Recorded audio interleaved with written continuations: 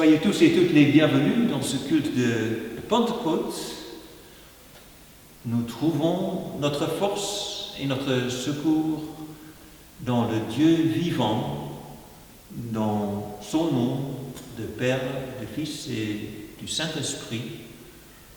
Que la grâce et la paix vous soient données de la part de Dieu notre Père, de Jésus-Christ notre Sauveur, dans la communion du Saint-Esprit. Amen. Il y a 40 ans, j'ai fêté Pentecôte dans la communauté œcuménique de Thésée. Et là, j'ai appris un répon que je connais toujours, que j'aimerais bien chanter avec vous. Non, chanter moi-même. C'est un texte qui vient directement de la liturgie catholique et qui est pris du livre deutérocanonique de la sagesse. L'Esprit du Seigneur remplit l'univers. Alléluia, Alléluia. Il sait toute parole, celui qui contient tout. Alléluia, Alléluia. Gloire au Père et au Fils, et gloire au Saint-Esprit. L'Esprit du Seigneur remplit l'univers. Alléluia, Alléluia.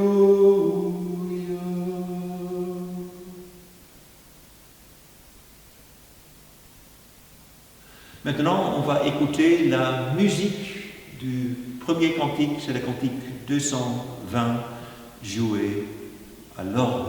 Et puis nous entendons les paroles.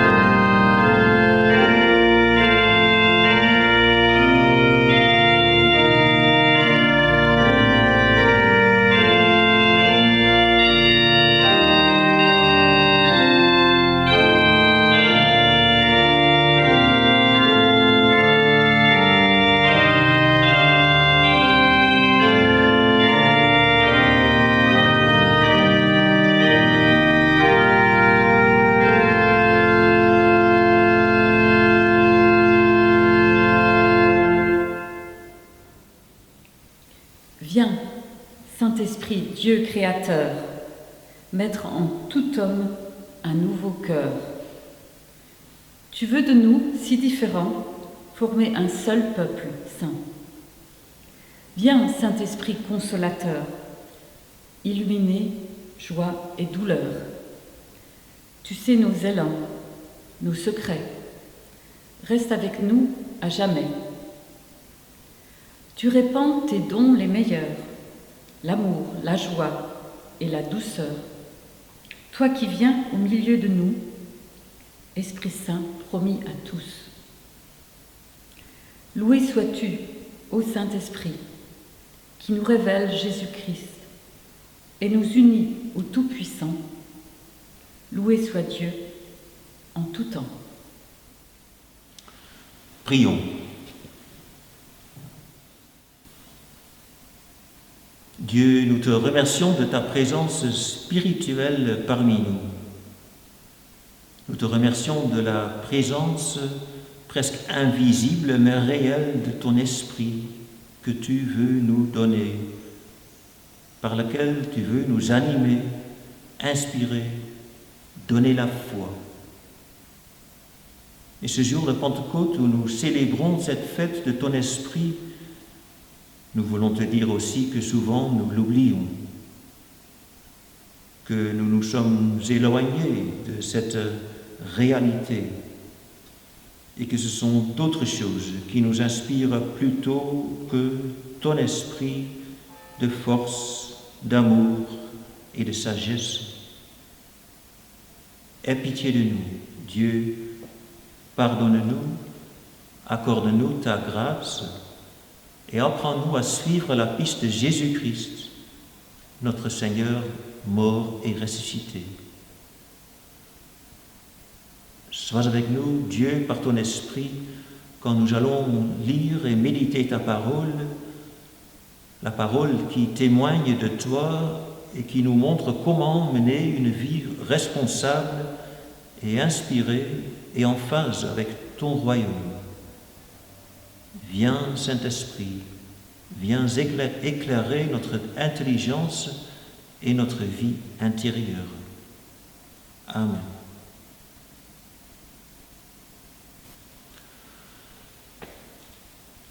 Bien sûr, on va entendre et lire le passage du livre des Actes sur la Pentecôte, la première fête Pentecôte chrétienne. D'abord, on va lire un texte de Joël, du prophète Joël, qui est cité par l'apôtre Pierre, d'ailleurs, un texte bien connu, mais je veux le lire et expliquer dans son contexte, dans le contexte de Joël même, et je vais vous dire, parce que tout le contexte, c'est trop long à lire, qu'en Israël, il y a eu une invasion de sauterelles, Springhanen. Et ces bêtes ont tout dévoré, voilà. Et c'est au moment où cette invasion de sauterelles se termine que le prophète commence à parler, c'est le passage de notre lecture. On va entendre ce passage de Joël. Lecture du prophète Joël, au chapitre 2, à partir du verset 21. Le prophète dit aux habitants de Jérusalem et à toute la tribu de Juda : Terre, n'aie pas peur, sois dans l'allégresse et réjouis-toi, car l'Éternel fait de grandes choses. Bêtes sauvages, n'ayez pas peur, car les plaines du désert reverdiront. Les arbres porteront leurs fruits, le figuier et la vigne donneront leur richesse. Et vous, habitants de Sion, soyez dans l'allégresse et réjouissez-vous en l'Éternel votre Dieu, car il vous donnera la pluie au moment voulu. Il vous enverra les premières et les dernières pluies, comme par le passé. Les airs se rempliront de blé et les cuves regorgeront de vin nouveau et d'huile. Je vous remplacerai les années qu'ont dévoré la sauterelle, le grillon, le criquet et la chenille, ma grande armée que j'avais envoyée contre vous. Vous mangerez et vous serez rassasiés. Vous célébrerez le nom de l'Éternel, votre Dieu, qui aura fait pour vous des prodiges. Et mon peuple ne sera plus jamais dans la honte. Vous saurez que je suis au milieu d'Israël, que je suis l'Éternel, votre Dieu, et qu'il n'y en a pas d'autre. Et mon peuple ne sera plus jamais dans la honte. Après cela, je déverserai mon esprit sur tout être humain. Vos fils et vos filles prophétiseront. Vos vieillards auront des rêves et vos jeunes gens des visions. Même sur les serviteurs et sur les servantes, dans ces jours-là, je déverserai mon esprit. Je ferai des prodiges dans le ciel et sur la terre, du sang, du feu et des colonnes de fumée. Le soleil se changera en ténèbres et la lune en sang avant l'arrivée du jour de l'Éternel, de ce jour grand et terrible. Alors, toute personne qui fera appel au nom de l'Éternel sera sauvée. Il y aura des rescapés sur le mont Sion et à Jérusalem, comme l'a dit l'Éternel, et parmi les survivants que l'Éternel appellera.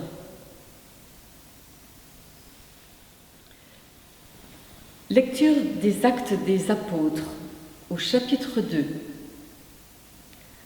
Quand le jour de la Pentecôte arriva, ils étaient tous ensemble, au même endroit. Tout à coup, il vint du ciel un bruit, comme celui d'un vent violent, qui remplit toute la maison où ils étaient assis. Des langues qui semblaient de feu leur apparurent, séparées les unes des autres, et elles se posèrent sur chacun d'eux. Ils furent tous remplis du Saint-Esprit et se mirent à parler en d'autres langues, comme l'Esprit leur donnait de s'exprimer.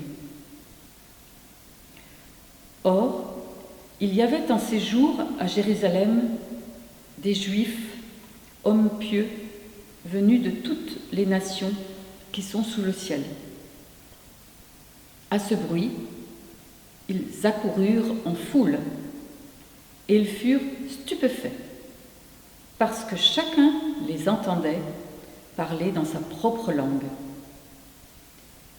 Ils étaient tous remplis d'étonnement et d'admiration, et ils se disaient les uns les autres: ces gens qui parlent, ne sont-ils pas tous galiléens?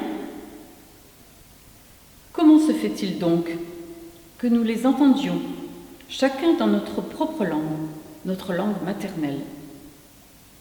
Parthes, Mèdes, Élamites, habitants de la Mésopotamie, de la Judée, de la Cappadoce, du Pont, de l'Asie, de la Phrygie, de la Pamphylie, de l'Égypte, du territoire de la Libye, voisine de Cyrène, et résidents venus de Rome, juifs de naissance ou par conversion, crétois et arabes, nous les entendons parler dans notre langue des merveilles de Dieu.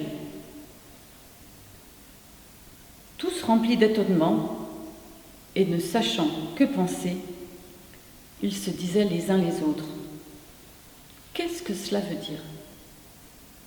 Mais d'autres se moquaient et disaient: ils sont pleins de vin doux. Alors Pierre, debout avec les 11 apôtres, s'exprima d'une voix forte en ces termes: hommes de Judée, et vous tous qui séjournez à Jérusalem, comprenez ce qui se passe et prêtez l'oreille à mes paroles. Ces gens ne sont pas ivres, comme vous le supposez, car il est 9 heures du matin. Mais maintenant se réalise ce qu'a dit le prophète Joël. Nous allons écouter la musique du cantique 219, Dieu de lumière, esprit de vie. Et après le jeu d'orgue, on va entendre les paroles.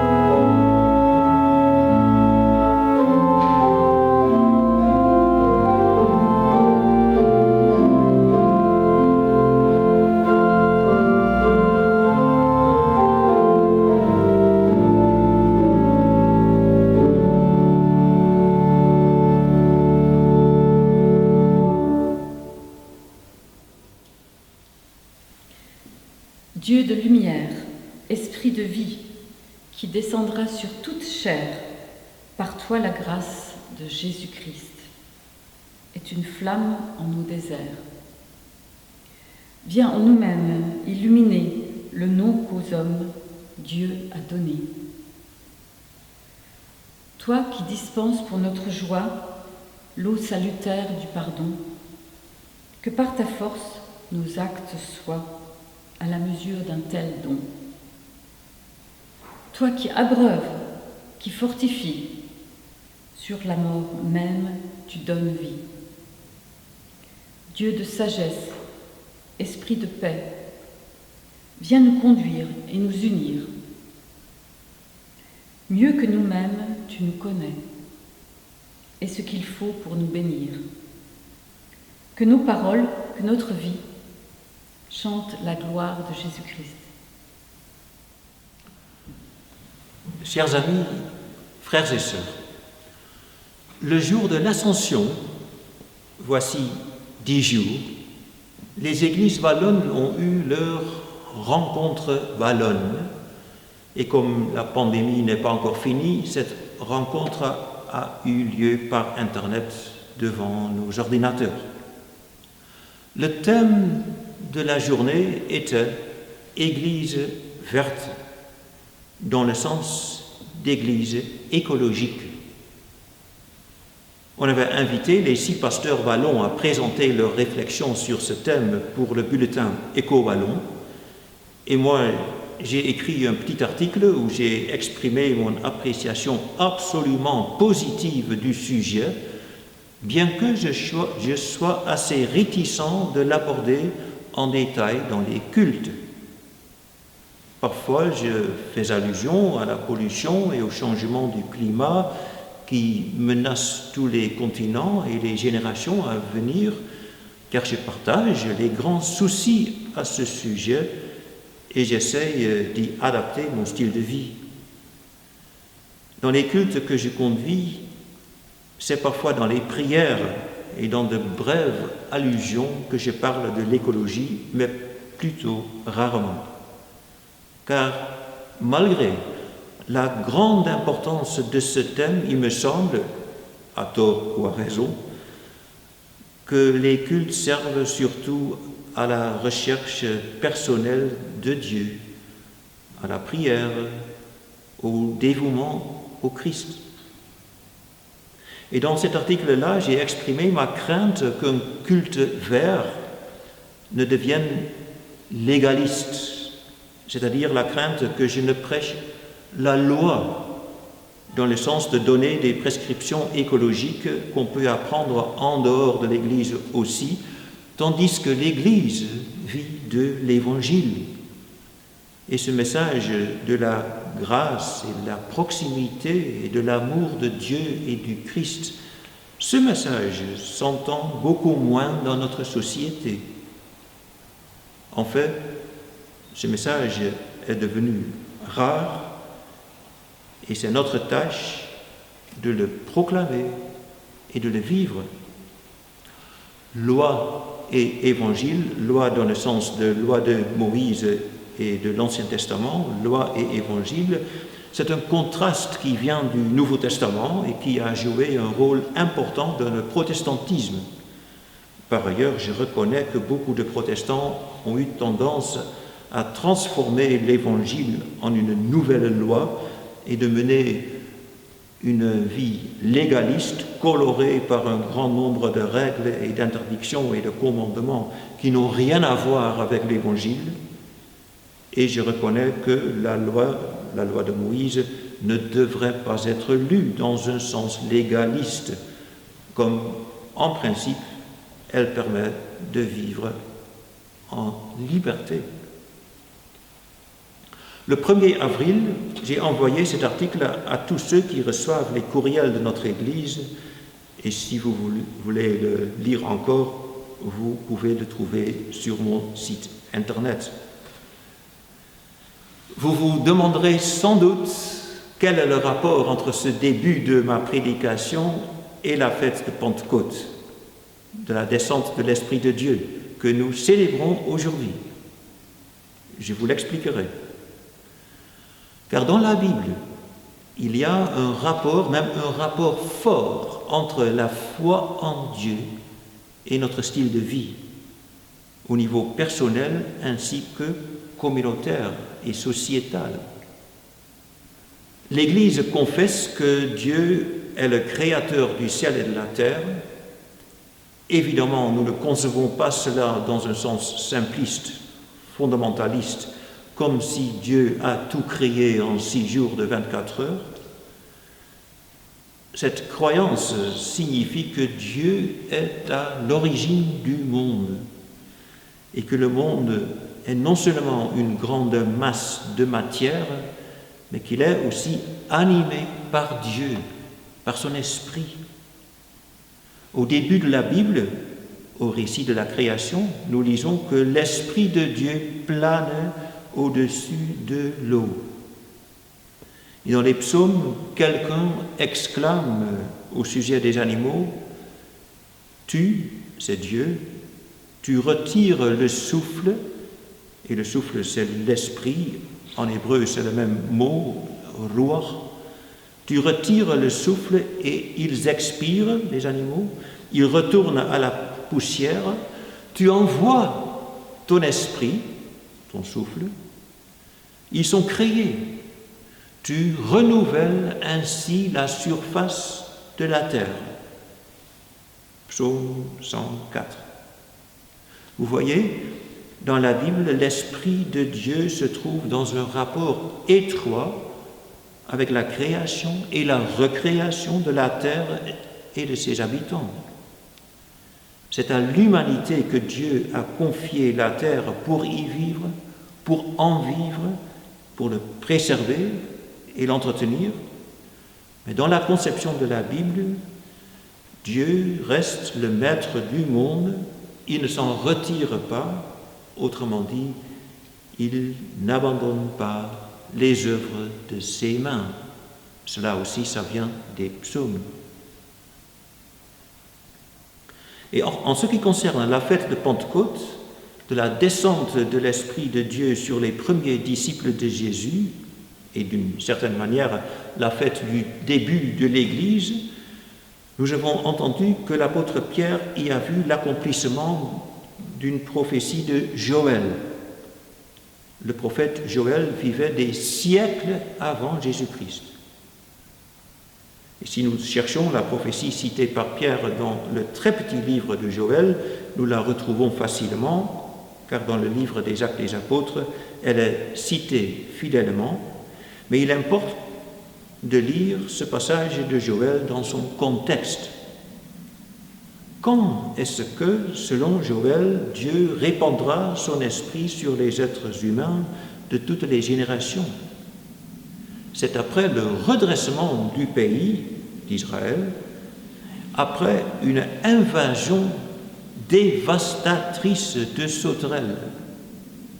Ces petites bêtes avaient tout mangé, elles avaient dévoré la moisson entière et l'herbage et les feuilles des arbres, si bien qu'il ne restait rien à manger, ni pour les animaux, ni pour les habitants du pays. Vous vous souvenez peut-être que l'année passée, il y avait une invasion de sauterelles semblable en Afrique orientale. C'était une catastrophe. Mais selon le prophète, cette invasion de sauterelles dans le pays d'Israël n'était pas un hasard. Le prophète croyait que c'était Dieu qui avait envoyé ces petites bêtes pour punir son peuple qui n'avait pas tenu compte de sa volonté et de ses commandements. Joël dit à ses compatriotes qu'ils doivent revenir à Dieu et proclamer un jeûne et prier Dieu de les ménager, car, dit-il, pourquoi dirait-on parmi les autres peuples où est leur Dieu? Puis, Joël dit les belles paroles que nous avons entendues, les paroles qui portent sur la fin de l'invasion des sauterelles, sur une moisson abondante, sur la pluie, sur la joie. Et après cela, Dieu enverra son esprit, non seulement sur son peuple d'Israël, mais sur tout être humain, et vos fils et vos filles prophétiseront, ils auront des rêves et des visions. C'est en citant ces paroles hors de leur contexte, soyons honnêtes, que l'apôtre Pierre a voulu expliquer au public étonné de Jérusalem ce qui s'était passé quand, inspirés de l'Esprit Saint, les disciples de Jésus parlaient en d'autres langues pour proclamer les merveilles de Dieu. Normalement, c'est ce récit-là qui est au centre de la fête de Pentecôte, mais il convient aussi de prêter attention à l'Ancien Testament où nous trouvons la base des fêtes chrétiennes, une base dont le sens original garde sa valeur. Et quels sont, pour ce dimanche de Pentecôte, ce sens et cette valeur originaux? Voici, en Israël, la Pentecôte était la fête de la moisson. Là, la moisson est récoltée beaucoup plus tôt que chez nous. Et en général, cette fête montre que Dieu est toujours le maître et le créateur du monde et qu'il veut toujours le renouveler par son esprit en donnant une bonne récolte. Au fond, le monde appartient à Dieu et nous sommes ses intendants, ses lieutenants. C'est ça le message. Il est vrai que nous serions beaucoup plus réticents que Joël de dire qu'une catastrophe de sauterelle ou d'une pandémie ou un accident de voiture ou d'avion vient de Dieu. Car souvent, nous savons que le comportement humain, ou plutôt l'irréflexion humaine, joue un rôle important dans un désastre. Une grande partie des Néerlandais vit au-dessous du niveau de la mer, et si nous n'entretenons et ne renforçons pas les digues, il y aura sûrement une inondation grave, mortelle. Dans beaucoup de pays, il y a des tremblements de terre, malheureusement. Je ne parlerai pas de la province de Groningue, mais dans d'autres pays, il est sûr que les immeubles s'effondrent en cas d'un tremblement de terre si les bâtiments n'ont pas été construits selon les mesures de sécurité. Selon les spécialistes, c'est pareil en ce qui concerne le changement du climat. Là, il y a un rapport indéniable avec la pollution et avec le style de vie d'une grande partie de l'humanité. Mais ces catastrophes ne viennent pas de Dieu, elles sont causées par l'humanité. Mais je n'aime pas vous donner des leçons, en tout cas pas durant le culte. Peut-être je devrais le faire, mais je ne suis pas prophète mais pasteur, et je veux plutôt lire et méditer la Bible avec vous pour apprendre cette écoute et pour traduire à nos vies ce que Dieu nous offre et ce qu'il demande. Ce qu'il offre, c'est avant tout Jésus-Christ, mort et ressuscité, vivant au milieu de nous. Et il veut nous donner son esprit pour que son message, son évangile nous inspire, nous donne la foi et l'espérance et l'amour et la volonté de faire ce que Dieu demande.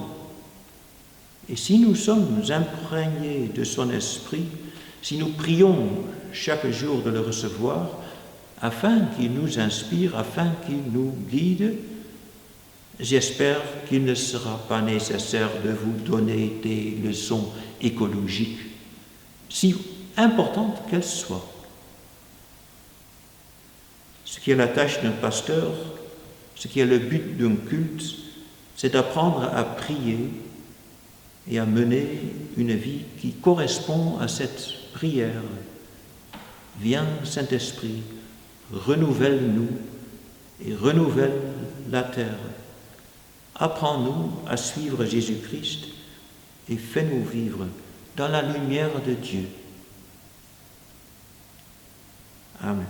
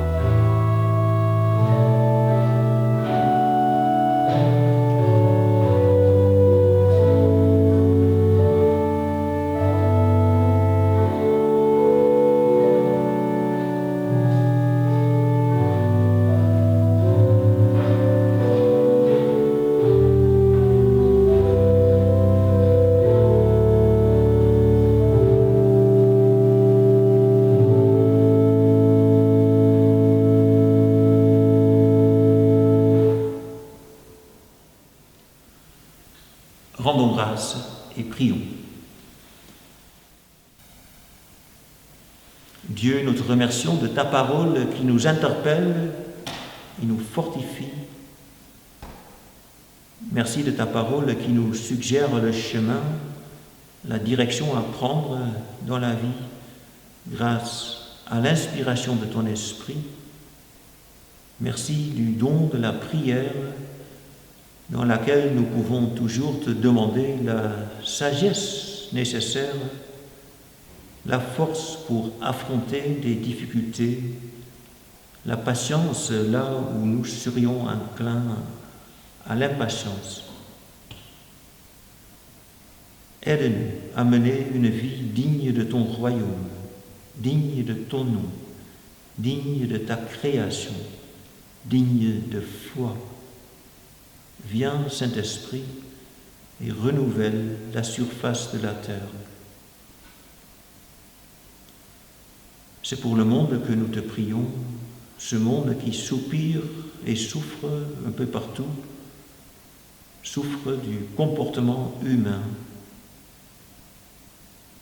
Nous te prions pour ceux qui dirigent les peuples, qu'ils aient la perspicacité et le courage de mener une politique durable et juste, et qu'ils cherchent la paix et la justice.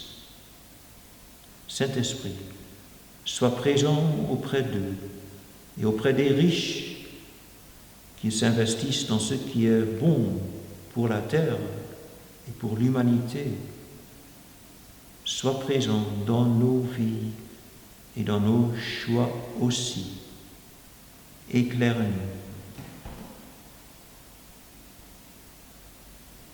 Nous te prions pour ceux qui vivent dans la détresse, dans la pauvreté, pour ceux qui vivent le deuil. Accompagne-les et inspire-nous de nous accompagner les uns les autres. Nous implorons ta bonté pour les malades. Fortifie-les et fortifie tous ceux qui les soignent. Que ton esprit leur donne la force nécessaire. Nous te disons aussi nos prières en silence.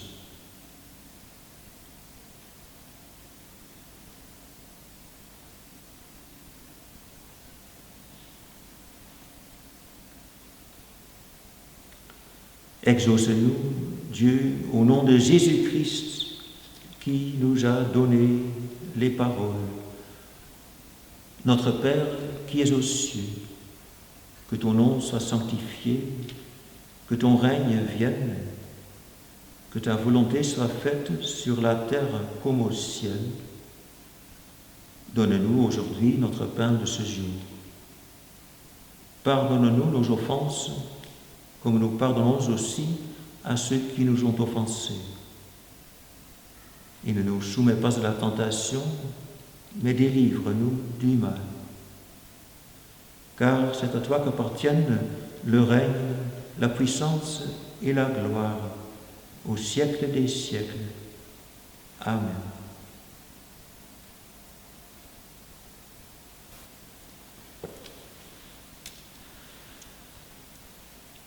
Vous savez que normalement, il devrait y avoir des collectes, mais vous trouvez le numéro de banque au-dessous de la vidéo sur YouTube, et ceux qui ont reçu la liturgie, là aussi, vous trouverez toutes les données. Et dans 2 semaines, il y aura encore un culte qui devrait être conduit par moi-même. Nous allons écouter la musique du cantique final, c'est le cantique 218, Splendeur de Dieu, tu brilleras.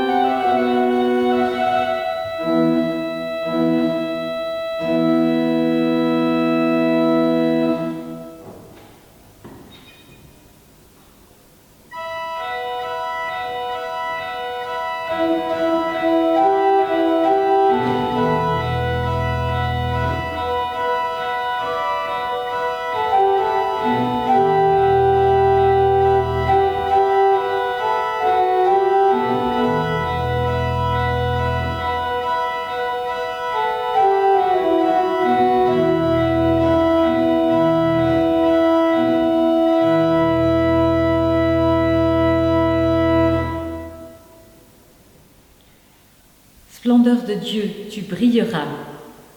Jour après jour en notre cœur, un feu caché s'allumera dans l'humble don de l'Esprit Saint. Car ton royaume est parmi nous. C'est le souffrant et l'opprimé que toi, Seigneur, si humble et si doux, pour compagnon nous a donné. Ô Christ, l'éclat de ton amour renouvellera l'univers. La joie, la paix seront pour tous le regard du Dieu éternel. Nous terminons ce culte en recevant la bénédiction. Que l'Éternel vous bénisse et vous garde. Que l'Éternel fasse briller sa face sur vous et vous donne sa grâce. Que l'Éternel lève sa face sur vous et vous donne la paix. Amen.